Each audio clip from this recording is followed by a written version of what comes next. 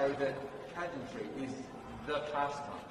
That's true. You know what? In the Philippines, we have pageants all over the places. Yes, we have pageants in the barangay, in school, national, local. That's why we really love Miss Universe. It's like it's giving pride and putting the Philippines back on the pedestal. That's why there's an added pressure as a candidate coming from a pageant-loving country. But it's a good pressure.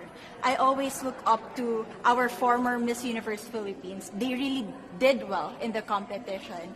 And now this is my time to show who I am, to offer what Rabiya can show to the rest of the universe. So I'm very happy, and at the same time, I'm excited to make all my kababayans proud. And hopefully I do. Why do you think it is that the Philippines love pageants? They have appreciation for beauty. We do love pageant because we used to think that we wanted to be included in the world, I have to be honest, in the Philippines, my skin color used to be not the standard of beauty. I was obsessed whitening my skin because these are the kinds of beauty queen we see on the mainstream. But things were different now. That's why I'm very proud to be a morena. In the Philippines, we call it morena. It's brown skin girl. And to be able to represent, my color, my identity as a true Filipina. Tell me about your journey to being crowned Miss Philippines. That, in a world that, in a country, I should say, that loves pageants. That must have been a very intense process. Tell me about, your journey to being Miss Philippines. Well, my journey was crazy. You know what? I started to be a dark horse. Nobody noticed me. Nobody knows I was in the competition up until the preliminary and the coronation night.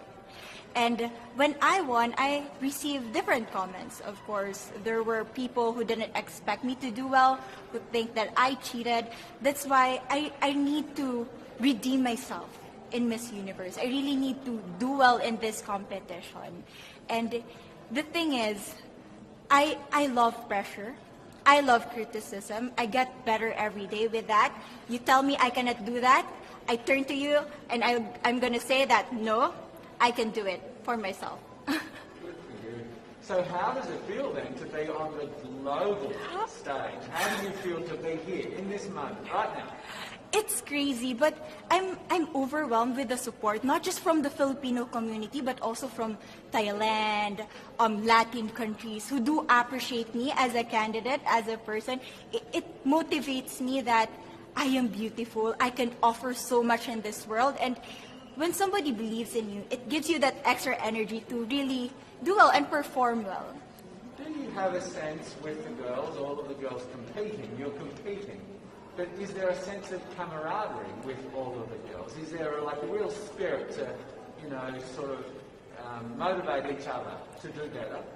You know what? I have a different idea about Miss Universe. I thought it's going to be very competitive, in a healthy way, well, of course. But now I can see every girl helping each other, from fixing those hairs, from trying to zip up those outfits. It speaks of the closeness and the kind of camaraderie that we want to have. The goal of Miss Universe is not just to crown one girl, but also to build a genuine and long-lasting friendships among us. Would you say within the Miss Universe world, the contestants, is there a sisterhood? Are you sisters? There is sisterhood. I can say I was able to talk to different representatives from different backgrounds, different cultures. And despite our differences, there's so much to be highlighted in what binds us together. And that is because we want to empower women. We want to have our advocacies. We want to speak for the things that we love.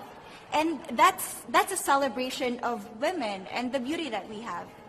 So coming out of this week, obviously you would love to be crowned Miss Universe. Of course. And that would be wonderful, of course, for any of you. But what else will you take out of this week? What do you think you'll feel at the end of this week, regardless of the result? How will you be a different person? It's the growth and the development that I was able to have during preparing for this dream. I will be honest, there was a moment that I lost my identity because I was put under pressure. I was in that position in which I feel like I'm not good enough. I'm not a good representative of my country, but I was able to bounce back stronger. And if I was able to do that for Miss Universe, I will be able to do that in life. That is my greatest takeaway from Miss Universe. Okay, so the Philippines have a huge amount of fans. Yes. I want you to give us a little bit of a message to the fans here and at home. But send a message. What would you say to all the fans in the Philippines? To all my fans from the Philippines and from all over the world, maraming salamat po. Thank you so much for loving me and for believing in me. It means a lot to somebody who is so naive in this industry, who has no idea how to become a beauty queen on the first day of my journey. But because of your love and support, I was able to be the woman that I am today. And regardless of the result, I may or I may not win the crown, but one thing is for sure, I'm gonna make you all proud.